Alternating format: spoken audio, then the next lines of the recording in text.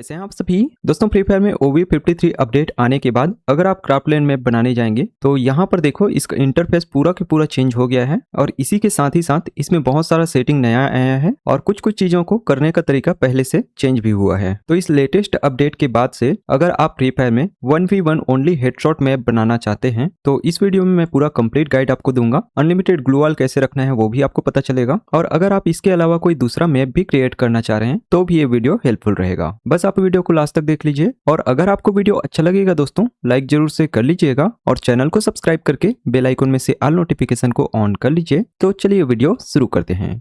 तो मैं एकदम स्टार्टिंग से आपको बताता हूं कि ये सब आपको करना कैसे रहेगा। तो सबसे पहले यहाँ पर मैप सेलेक्ट करने वाले ऑप्शन में क्लिक करना है। ऊपर में क्राफ्टलैंड का ऑप्शन मिलेगा उसमें जाना है। फिर नीचे में देखो यहाँ पर क्राफ्टलैंड करके लिखा हुआ आ रहा है, उसको क्लिक करना है। अब इसको क्लिक करोगे तो सबसे पहले तो आप ये रिकमेंडेड वाला जो सेक्शन रहेगा उसमें जाओगे। फिर आपको यहाँ पर लास्ट में स्टूडियो करके दिखाई दे रहा होगा, इसको आपको क्लिक करना है। उसके बाद फिर यहाँ पर आएंगे तो मेरे में इंटरफेस जो दिखाई दे रहा है ऐसा आपके में दिखाई नहीं देगा। मैं कई मैप पहले भी बना चुका हूँ और ये वाला मैप ग्लू वॉल ट्रेनिंग काफी पॉपुलर भी हुआ है। 500 प्लस लोग सब्सक्राइब कर चुके हैं। आप भी इसको प्ले करना चाहते हैं तो एक बार देख सकते हैं। ग्लू वॉल प्रैक्टिस के लिए ये बहुत ही अच्छा मैप है। इसका मैप कोड आपको डिस्क्रिप्शन में मिल जाएगा। अब आपके में यहाँ पर इंटरफेस कैसा दिखाई देगा तो यहाँ पर ड्राफ्ट जो ऑप्शन है ना इसी में रहोगे। एक तो फिर ये ऑप्शन नहीं रहता है, इसी वाले ऑप्शन में भी रहते हो तो ये पूरा खाली नजर आएगा। क्रिएट अ मैप का आपके में ऑप्शन रहेगा, सिंपली इसमें क्लिक करना रहेगा। इसमें क्लिक करते ही कुछ इस तरह से इंटरफेस आएगा। अब इसमें से अलग अलग प्रकार का मैप बनाने के लिए पहले से इसमें कुछ प्री बिल्ड सेटिंग दिया गया है। जैसे पार्कर में आप ऐसा मैप बना सकते हैं जैसे कि कोई कार रेसिंग होता है जिसमें मल्टीपल चेक पॉइंट होता है। एक चेक पॉइंट में पहुंचने के बाद अगर प्लेयर मरता है तो उसी जगह पे वो रिस्पॉन होगा,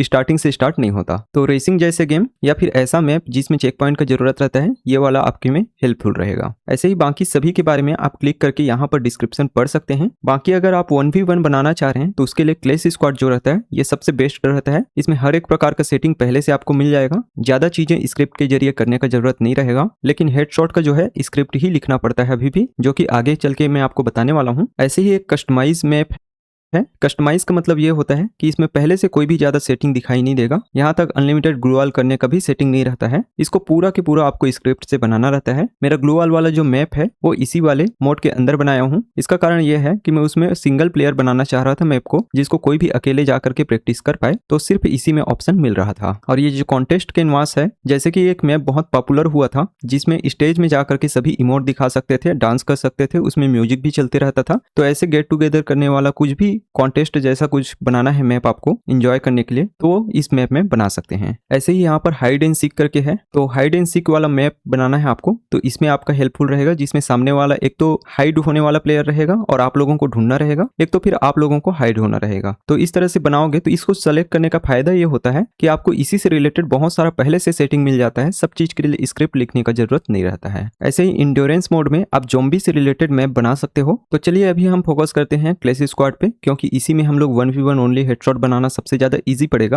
तो इसको सेलेक्ट करना है। उसके बाद फिर यहाँ पर 3 ऑप्शन दिखाई देगा, तो इसमें से आइजल ऑफ जेम्स को आपको सेलेक्ट करना है। क्योंकि हम 1v1 बना रहे हैं तो इसके लिए इतना बड़ा मैप काफी ज्यादा होता है। इससे बड़ा अगर आप मैप सेलेक्ट करोगे तो इसमें 1v1 का ऑप्शन नहीं रहेगा, कम से कम 2v2 या फिर उससे ऊपर ही रखना पड़ेगा। तो हमको 1v1 ही बनाना है तो यही मैप सबसे ठीक है। अगर आपको बहुत बड़ा मैप का जरूरत है तो ये वाला बहुत ही ज्यादा बड़ा रहेगा। इसमें आपको लैंड खुद ही क्रिएट करना है। शुरू में आपको कुछ भी नहीं मिलेगा, बिल्कुल सब चीज आपको खुद से बनाना पड़ेगा। तो हम अभी सेंटर वाले को सिलेक्ट करते हैं। मैप का आपको नाम देना है यहाँ पर। अब नाम देने के बाद क्रिएट अ मैप का ऑप्शन मिल रहा है, इसमें क्लिक करना है। अब देखो इसमें का कुछ इंटरफेस आपको समझना जरूरी है। इस तरह से आ रहा है ना, तो ये जो दिखाई दे रहा है ये वाला यहाँ पर ये स्पॉन पॉइंट होता है जिसमें प्लेयर 1 आएगा और ये वाला जो है इसमें प्लेयर 2 आएगा। तो दोनों तरफ एक एक स्पॉन पॉइंट होना चाहिए। कस्टमाइज मैप में ये सब कुछ भी नहीं मिलेगा, सब चीज खुद से क्रिएट करना है। लेकिन हम क्लैश स्क्वाड सेलेक्ट किए हैं तो क्लैश स्क्वाड में जो जो चीजें जरूरी होता है वो सब पहले से इसमें रहेगा। यही फायदा है इसको सेलेक्ट करने का। अब कुछ इंटरफेस को जानते हैं। जैसे कि मैं अभी इधर उधर खिसका रहा हूं तो देखो मैप अलग तरीके से खिसक रहा होगा। अगर ऐसा आपके में नहीं आ रहा है तो सेटिंग में जाना है और यहाँ पर एडिट मोड को कई बार ये सेलेक्ट मोड में रहता है। सेलेक्ट मोड का मतलब यह होता है कि माउस को ऐसे करके हम लोग को सिलेक्ट करना रहता है। कैमरा इधर उधर खिसकाते हैं तब सिलेक्ट नहीं होता, बल्कि माउस से होता है। तो ऐसे में गलती का कभी कभी चांस रहता है। इसी कारण से मैं सेटिंग में जा करके इसको क्लासिक ही रख लेता हूँ। मुझे क्लासिक ही ज्यादा पसंद है। अब ये हमारा मैप है। अब इसमें हम लोगों को कुछ भी लगाना है, जैसे कि ये सभी चीजें लगा हुआ है, स्पॉन पॉइंट लगा हुआ है, कुछ भी चीज अगर मैप के अंदर लाना है तो वो मिलेगा यहाँ ऑब्जेक्ट के अंदर से। इसको आपको क्लिक करना है। आप डायरेक्ट सर्च भी कर सकते हैं, जैसे कि मैं एक ट्री लगा करके दिखाता हूँ। तो यहाँ पर देखो एक ट्री आ गया, उसको जैसे ही क्लिक करेंगे वो मैप में आ जाएगा। इसको हम लोग यहाँ पर प्लेस कर देते हैं, फिर राइट का ऑप्शन आएगा, राइट करते ही वो प्लेस हो गया। ऐसे ही मल्टीपल हम लोग कर सकते हैं। तो यहाँ पर देखो ये लग चुका है। अब इसको कैंसिल करते हैं। अब हम मैप को क्रिएट करना शुरू करते हैं। तो ऑब्जेक्ट में से हम लोगों को यहाँ पर एक वॉल क्रिएट कर लेना चाहिए, ताकि सामने वाला प्लेयर स्पॉन होते ही सामने वाले को ना मार पाए। हम लोग ब्लॉक के जरिए वॉल को बनाते हैं। इससे आपको कई चीज कॉन्सेप्ट क्लियर हो जाएगा। जैसे कि ये ब्लॉक है, अब ये स्क्वायर फॉर्म में है, इसको हम लोगों को एक वॉल के जैसा बनाना रहेगा। अब ये बहुत दूर से दिखाई दे रहा है, देखने में दिक्कत हो रहा है। तो फिर ऐसे में यहाँ पर कैमरा को छोटा बड़ा करने का ऑप्शन है। सबसे पहले इसको कंफर्म करते हैं और इसको कैंसिल कर देते हैं, ताकि ये मैप में आ जाए। अब देखो हम लोग इसके पास जाना चाहते हैं, तो कैमरा को इस तरह से इसको ऊपर नीचे करके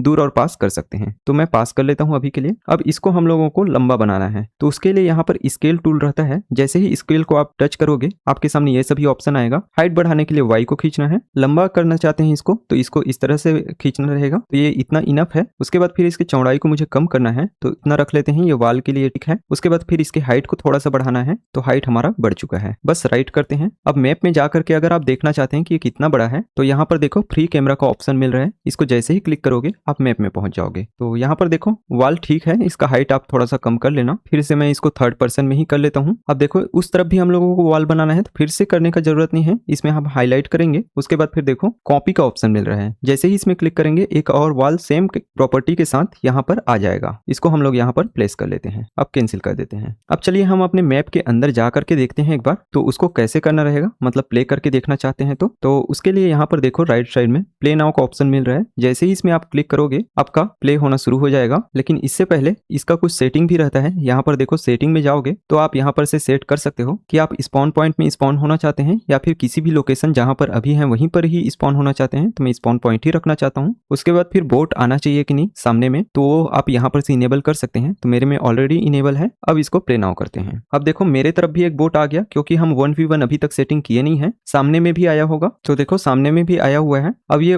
ओनली हेडशॉट नहीं है, अभी देखो इसमें बॉडी शॉट भी पड़ रहा है। तो ये 2-3 चीजें हम लोगों को करना है। पहली बात ग्लू वॉल अनलिमिटेड नहीं है। यहाँ पर आप देख सकते हैं इसका अमाउंट दिखा रहा है। तो ये 2-3 सेटिंग हम लोगों को करना रहेगा और 1v1 भी बनाना है। तो अब